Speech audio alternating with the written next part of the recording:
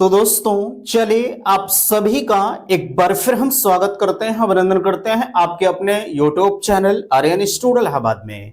दोस्तों जैसा कि बोर्ड पर आप देख पा रहे हैं, आप सभी के बीच में अगर देखा जाए तो लगातार चैनल के माध्यम से यूपीडीएलएड एडमिशन 2024 की प्रक्रिया हम शेयर कर रहे हैं। मैं एक निवेदन आप सभी से करना चाहूंगा कि प्लीज अगर चैनल पर पहली बार विजिट किए हैं तो चैनल को सब्सक्राइब जरूर करेंगे।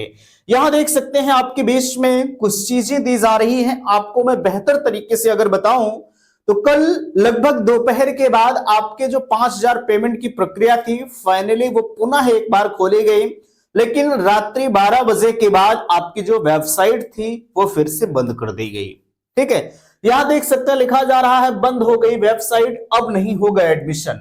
भाई जाहिर सी बात है कि जिन्होंने 5,000 का पेमेंट ऑलरेडी कर दिया है उनके एडमिशन की प्रक्रिया तो फाइनली होगी। ठीक है, और जिन्होंने पेमेंट नहीं किया है आज वो फाइनली अगर बात करें हम वो चॉइस फिलिंग नहीं कर पाएंगे।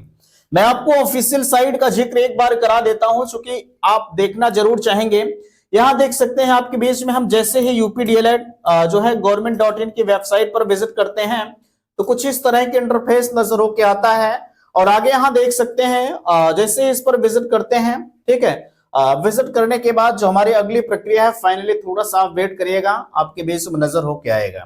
ठीक है, देखिएगा यहाँ जो है आपकी फाइनली चॉइस फिलिंग की अगर हम बात करें तो 15 घंटे आपके बीच में शेष बचा हुआ है। और अगर हम यही आपको जो है चॉइस फिलिंग फीस पेमेंट करने के ऑप्शन पर लेकर जाते हैं तो आप सबसे ऊपर देख लीजिए जो है डीएलएड एक्टिविटी पर हम क्लिक करते हैं और जैसे ही डीएलएड एक्टिविटी पर हम क्लिक करते हैं तो कुछ इस तरह के इंटरफेस आपके बीच में नजर होके आता है। थोड़ा सा वेट करिएगा, ठीक है, एक सेकंड, देखिएगा अब आ गया है। अब यहां देखिए आप जैसे ही पे सीट अलॉटमेंट फीस पर क्लिक करते हैं तो देख सकते हैं आपके बीच में चेक शेड्यूल एक्टिविटीज क्लोज्ड, यानी आपका जो फीस पेमेंट की प्रक्रिया थी फाइनली वो एंड हो चुकी है। ठीक है, अब आप अपने फीस पेमेंट को नहीं कर पाएंगे भैया। अगर आपने पेमेंट को कर दिया है तो आप चॉइस को लॉक कर सकते हैं, अगर पेमेंट को नहीं किया है तो अब आप नहीं कर सकते हैं। अब संघर्ष करना न करना अब कोई मतलब नहीं है क्योंकि आज आपकी साइट जो है वो नहीं खुलेगी भैया। ठीक है, अब जो वेबसाइट बंद हो चुकी है वो फिर से रीओपन नहीं होगी। कल जो है महज अगर देखा जाए तो 5-7 घंटे के लिए हमारी साइट फिर से खुली थी, लेकिन अब नहीं होगा। ठीक है, अब यहां आपके पास एक ऑप्शन बचता है डायरेक्ट एडमिशन का। मैं लगातार डायरेक्ट एडमिशन का जिक्र कल कर रहा था कि भैया जिनको एडमिशन लेना है आपके लिए एक गोल्डन चांस मिला हुआ है कि आप एडमिशन की प्रक्रिया में पार्टिसिपेट हो जाइए। ठीक है, कम से कम आप 5,000 का पेमेंट कर जाइए, लेकिन कुछ लोग ऐसे थे जिन्होंने कोई पेमेंट नहीं किया और कोई पेमेंट जिनका नहीं हुआ भैया वो लोग बिल्कुल ध्यान देंगे कि उनका एडमिशन अब नहीं हो पाएगा। ठीक है, अगर आपने पेमेंट को कर दिया है तो एडमिशन होगा। बाकी डायरेक्ट एडमिशन भी सिर्फ उन्हीं लोगों का होगा जो आवेदन कर रखे हैं, अगर आपने आवेदन नहीं किया है तो नहीं होगा। और एक चीज मैं इसलिए प्रेशर दे रहा था कि भैया काउंसलिंग से एडमिशन करा लीजिए क्योंकि डायरेक्ट एडमिशन की प्रक्रिया थोड़ा सा इस बार पॉसिबिलिटी कम नजर आ रही है। क्योंकि अगर मैं आपको बताऊं तो इसलिए कम नजर आ रही है क्योंकि भैया इसमें जो है अब की बार कल पीएनपी से बात करने के बाद यह पता चला था कि इस पर अभी कोई प्रस्ताव ही नहीं है कि डायरेक्ट एडमिशन हम करेंगे, क्योंकि इनका एक सबसे बड़ी हथकड़ा यह है कि हमारा सेशन काफी विलंब चल रहा है और सेशन के विलंब होने की वजह से हम डायरेक्ट एडमिशन नहीं करेंगे।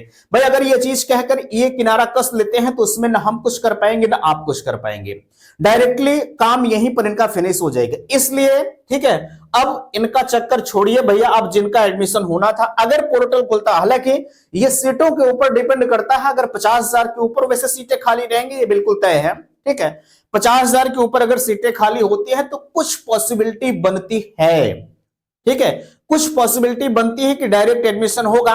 ठीक है, ये प्रक्रिया देखा जाए तो लगभग 11-12 तारीख में पता लग जाएगी कि हाँ कितनी सीटों पर बच्चों को अलॉट हुआ है, कितनी सीटें अभी खाली है। ठीक है, 11-12 तारीख के बाद जो है कुछ 70-80% तक अनुमान जरूर लग जाएगा कि हाँ डायरेक्ट एडमिशन की प्रक्रिया हमारे देश में प्रस्तावित होगी या नहीं होगी। ठीक है, आप उसके लिए परेशान मत होइएगा, अगर हम हर चीज चैनल पर शेयर कर रहे हैं तो इसके बारे में भी आपको बताएंगे, क्योंकि जब आपने ऑफिशियल नोटिस देखा था तो उस नोटिस में यह स्पष्ट तरीके से कहा गया था कि शासन के विचारों उपरांत निर्णय लिया जाएगा कि डायरेक्ट एडमिशन होगा नहीं होगा। ठीक है, आगे यहाँ अगर हम स्कॉलरशिप की बात करें तो स्कॉलरशिप फॉर्म का जहां तक सवाल है, इसकी डेट तो ऑलरेडी एंड हो चुकी है भाई। ठीक है, अगर डेट बढ़ती है तो आप स्कॉलरशिप फॉर्म अप्लाई कर पाएंगे, अन्यथा की स्थिति में नहीं बढ़ पाएंगे। ठीक है, अभी डेट बढ़ने की जो पॉसिबिलिटी है वो बिल्कुल ना के बराबर है। ठीक है, क्योंकि सिर्फ बीटीसी डीएलएड वाले ही बचे हो, बाकी सबके फॉर्म ऑनलाइन हो चुके हैं। ठीक है, तो हालांकि ये सरकार को भी संज्ञान में लेना चाहिए। ठीक है, ये सही है। ठीक है, सरकार को संज्ञान में लेना चाहिए, क्योंकि सत्र आपने ही विलंब कराया है। अगर चाहे होते तो आज 2 महीना पहले इनका एडमिशन हो गया होता। ठीक है, तो इसके बारे में खुद सरकार को सोचना चाहिए। मैं इसके लिए एक मुहिम जरूर चलाऊंगा। ठीक है, अगले 2 से 3 दिनों के बीच में मैं बताऊंगा आपको, ट्विटर वगैरह जो भी करना है। ठीक है, सारी चीजें मैं बताऊंगा, क्योंकि मैं सिर्फ अगर बताऊं तो ऐसा नहीं कि डीएलएड के क्षेत्र में ही मैं काम करता हूं। ठीक है, नहीं। ठीक है, अगर आपकी स्कॉलरशिप की डेट नहीं बढ़ रही भाई, जो हमारे हाथ में है, सोशल मीडिया प्लेटफॉर्म हमारे हाथ में है, मैं यहां से एक क्रांति छेड़ सकता हूं। ठीक है, क्रांति छेड़ने का मतलब यह है, इसमें हर किसी को पार्टिसिपेट करना पड़ेगा।